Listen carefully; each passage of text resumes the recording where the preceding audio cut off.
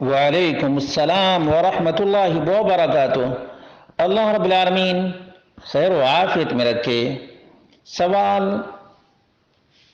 بڑا ہی اہم ہے اور اس سلسلے میں بارہا لوگ کنفیوژن کا شکار ہوتے ہیں کہ جمعہ کی فرض کے بعد کتنی رکعات سنت پڑھنی چاہیے۔ اس سلسلے میں مختلف روایات ہیں۔ خلاصہ کے طور پر دو روایات پیش کرنے کی کوشش کر رہا ہوں۔ عبداللہ بن عمر رضی اللہ عنہما سے مروی ہے ان رسول اللہ صلی اللہ علیہ وسلم كان لا يصلي بعد الجمعة حتى ينصرف فيصلي ركعتين۔ اللہ کے رسول صلی اللہ علیہ وسلم جمعہ کے بعد کوئی نماز نہ پڑھتے یہاں تک کہ لوٹ کر گھر آ جاتے۔ فیصلی رکعتین، تو گھر میں 2 رکعات پڑھا کرتے تھے۔ بخاری 937، مسلم 882۔ دوسری حدیث ابو ہریرہ رضی اللہ عنہ سے مروی ہے ان رسول اللہ صلی اللہ علیہ وسلم قال اذا صلى احدكم الجمعة فليصلي بعدها 4۔ رواہ مسلم 881۔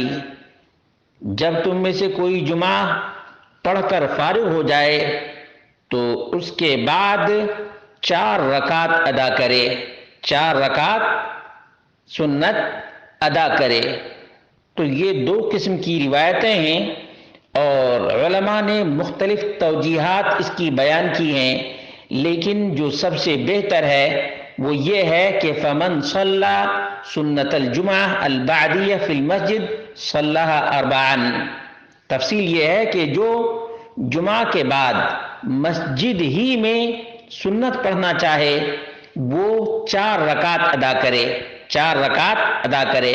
ومن صلیھا فی البیت صلی رکعتین فقط، اور جو گھر میں مسجد سے واپس جمعہ کی نماز پڑھا اور گھر واپس چلا گیا تو گھر میں 2 رکعت ادا کرنا ہی اس کے لیے 4 رکعت کے برابر ہوگا، کیونکہ نفلی اور سنن نمازیں گھر میں زیادہ باعث ہیں۔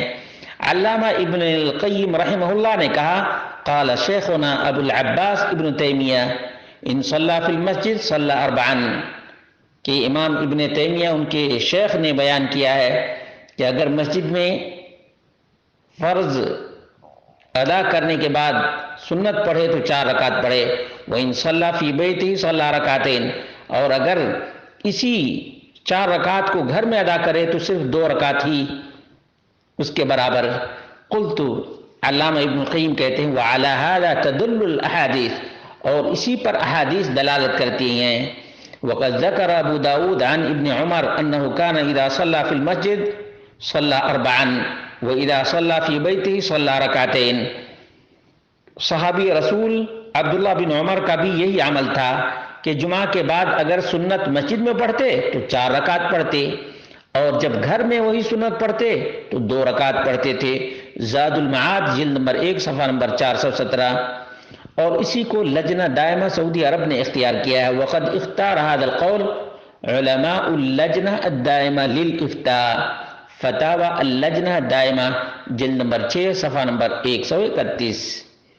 اللہ رب العالمین سے دعا کرتے ہیں اللہ رب العالمین ہم سب کو فرائض کے ساتھ ساتھ سنن کا بھی اہتمام کرنے کی توفیق عطا فرمائے، کیونکہ اللہ کی عبادت رب کائنات سے قربت اور نزدیکی کا سبب ہے، اور اللہ رب العالمین کے حق کی ادائیگی بھی۔